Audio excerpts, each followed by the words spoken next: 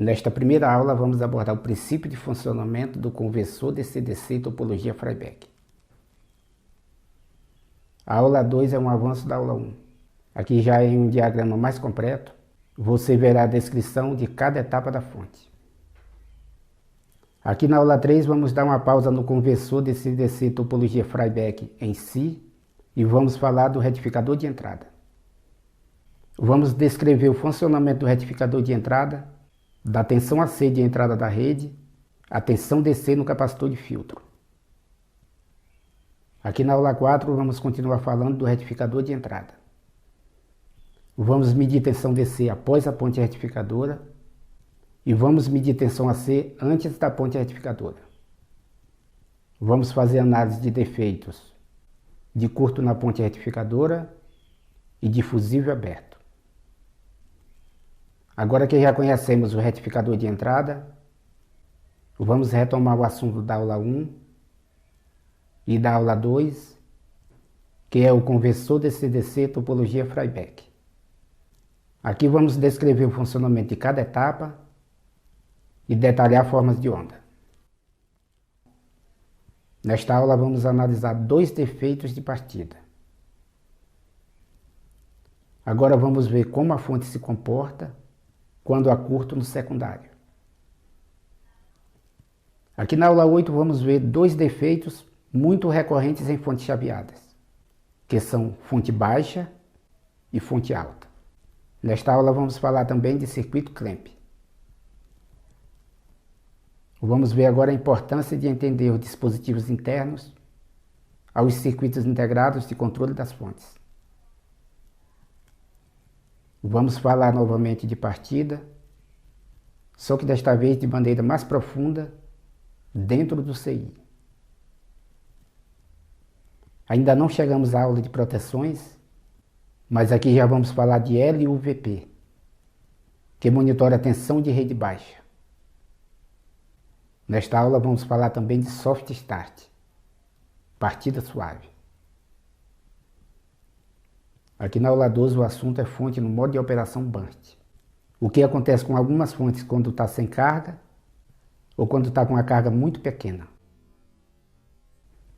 E finalmente chegamos à aula de proteções. Esta é uma aula para ver, rever e se esforçar muito. Aqui na aula 14 vamos ver introdução à análise de circuitos e aprender a identificar se a fonte está sem partida ou no modo restart. Vamos ver agora alguns procedimentos a serem tomados quando estamos diante de uma fonte sem partida. E nesta aula vamos também analisar uma proteção de OVP. Nesta aula vamos analisar uma fonte inteira, do cabo de força que alimenta a fonte, a tensão de saída que alimenta a carga. Nesta aula vamos resolver dois defeitos de curto no secundário e um defeito na linha de V-bias. Aqui nesta aula dá para ver que com os conhecimentos adquiridos neste treinamento, dá para resolver muitos defeitos,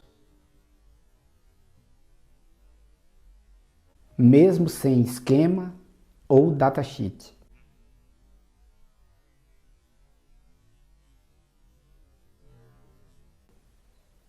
O comparador de tensão é a mais simples das aplicações do amplificador operacional nos circuitos eletrônicos.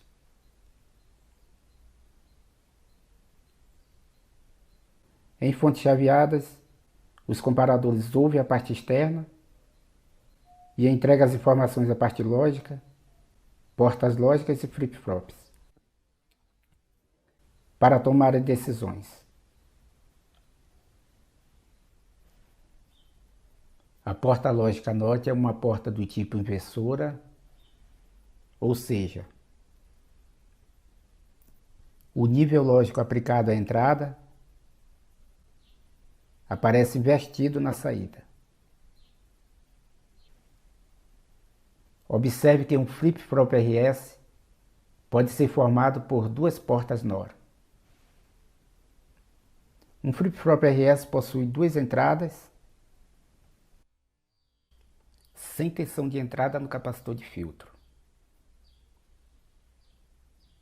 Quase sempre, quando isso acontece, o fusível está aberto e a causa pode ser qualquer um dos diodos que formam a ponte retificadora ou MOSFET, seja interno ou externo ao CI em curto.